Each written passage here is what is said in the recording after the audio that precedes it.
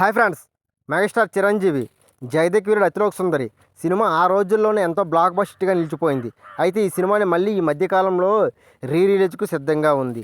ఈ మధ్యకాలంలో mega fans మరియు చాలామంది హీరో సినిమాలు రిలీజ్కి రెడీగా ఉన్నట్టు విషయం తెలిసింది.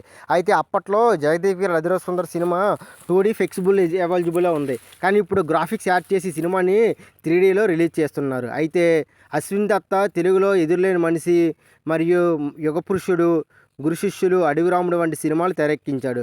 అయితే కొన్ని సినిమాలు అనుకున్నంత విజయం సాధించాయి. మరికొన్ని సినిమాలు అనుకున్నంత విజయం సాధించలేకపోవడంతో డిజాస్టర్గా నిలిచిపోయింది. అయితే భారీ నష్టంలో ఉన్న అశ్విన్ దత్తకు 'జగదేక వీరుడు అతిలోక సుందరి' సినిమా ఒక గొప్ప వరమనే చెప్పవలసింది.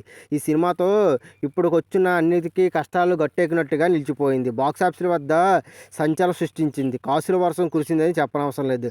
అయితే ఈ సినిమా కథ ఏంటంటే, రచయిత శ్రీనివాస్ చక్రవర్తి రాఘవేంద్రరావుకి చెప్పుకొచ్చారు.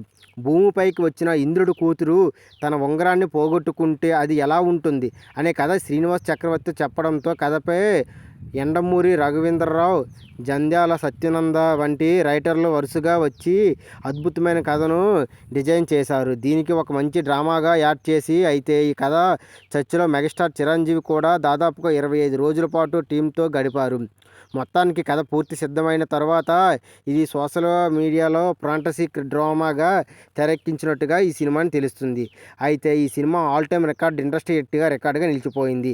మెగాస్టార్ చిరంజీవి, శ్రీదేవి జంటగా నటించిన సినిమా బాక్సాఫీస్ వద్ద బ్లాక్ బస్టర్గా నిలిచిపోయింది. చాలా సెంటర్లో ఈ సినిమా 100 రోజులు ఆడితే మరికొన్ని సెంటర్లో సినిమా 200 రోజులకు పైగా ఆడింది. ఇకపోతే ఈ సినిమా రిలీజ్ అయిన మొదటి రోజే బీభత్సం వర్షం కురిసింది. జనాలు బయట అడుగుపెట్టలేని పరిస్థితిలో కూడా ఆ టైంలో అశ్విన్ దత్త గారు చాలా టెన్షన్ పడిపోయారు.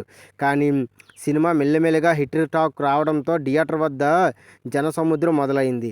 అప్పటి వరకు ఆల్ టైమ్ ఇండస్ట్రీలో ఉన్న హిట్ సినిమాలన్నీ 'జగదేక వీరుడు అతిలోక సుందరి' సినిమాతో అన్ని రికార్డులు ఈ సినిమాలే తుడిచిపట్టుకుపోయింది. దాదాపుగా ఈ సినిమా 15 కోట్లు చేసిన సినిమాగా ఇండస్ట్రీ హిట్లో ఆ రోజుల్లోనే దాదాపుగా బ్లాక్ బస్టర్ రికార్డును సొంతం చేసుకుంది. ఈ సినిమాకి ప్లస్ పాయింట్ ఏంటంటే, ఈ సినిమా అన్ని అంశాల దారులుగా అద్భుతంగా కలిసి వచ్చాయి చెప్పవచ్చు. అలాంటివి మంచి ఇవాళ రోజు ఇలియానా రాజా వంటి ఈ సినిమాకి ఇలియానా రాజా అందించిన సంగీతం ఈ సినిమాకి ప్లస్ అని చెప్పవచ్చు. ఈ సినిమాలో అన్ని పాటలు కూడా ఆడియన్స్ను విపరీతంగా ఆకట్టుకున్నాయి. ఈ సినిమాకి సీక్వెల్ కూడా అప్పట్లో వస్తుందని చాలా ఎదురు చూశారు.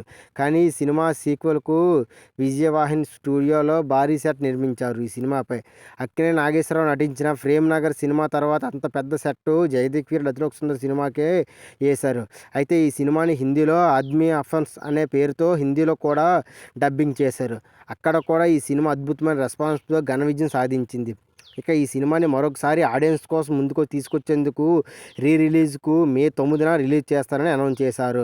అప్పుడు సరికొత్త టెక్నాలజీతో 3D వెర్షన్లో ఈ సినిమాని బ్యాక్గ్రౌండ్కి తీసి 3D వెర్షన్లో ఈ సినిమా రాబోతుందని మెగా అభిమానులు ఇప్పటికీ క్యూ కడుతున్నారో తెలుస్తుంది.